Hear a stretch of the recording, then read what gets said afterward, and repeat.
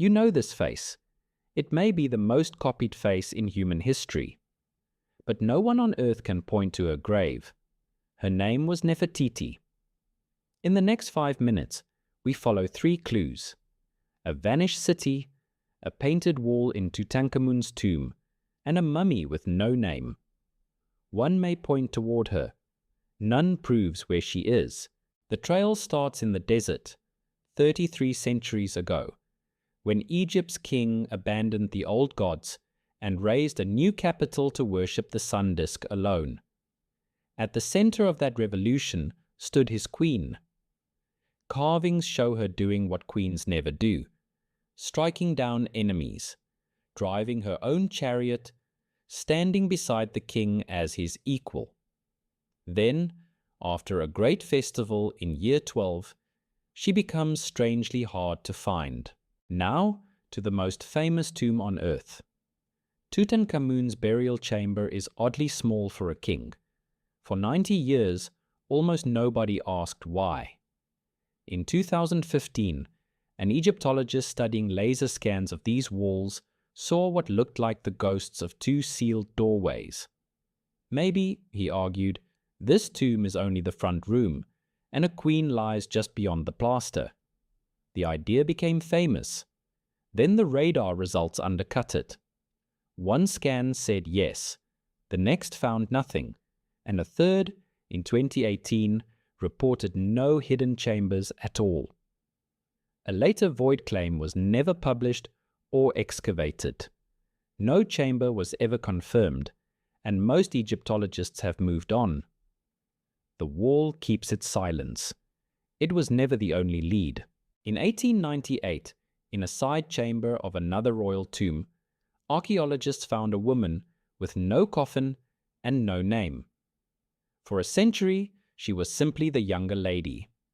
In 2010, DNA gave her a family. It points to this unnamed woman as Tutankhamun's own mother.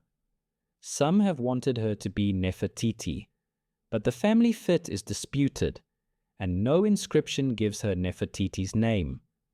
DNA this old can suggest. It cannot prove. The body stays nameless. The mystery gets bigger than one tomb. Because here is the real question. Nefertiti was one of the most visible women of the ancient world. Her face was carved across an empire. How does a woman like that become archaeologically uncatchable?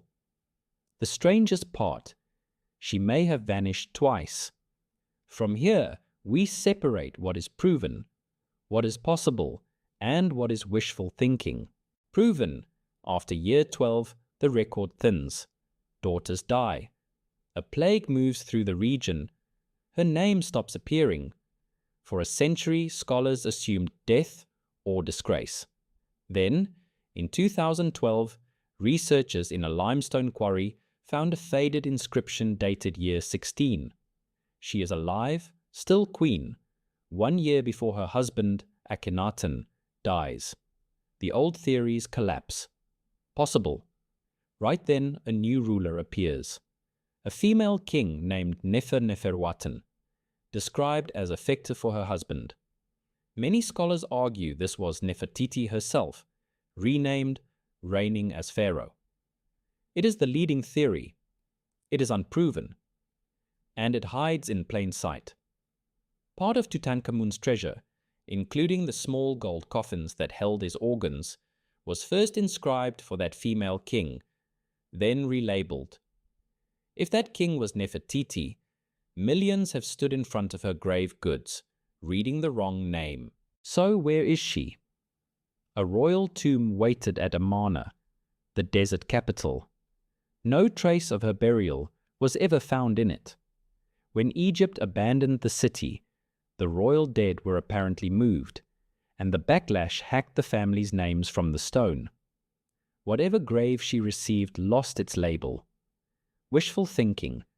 For 4 years, Egypt's most famous archaeologist, Zahi Hawass, has promised her mummy is one of 2 anonymous women from Tomb Kefam 21. The DNA is too damaged. The reveal never comes. Today he digs near Hatshepsut's tomb, admitting he has no evidence, only a feeling.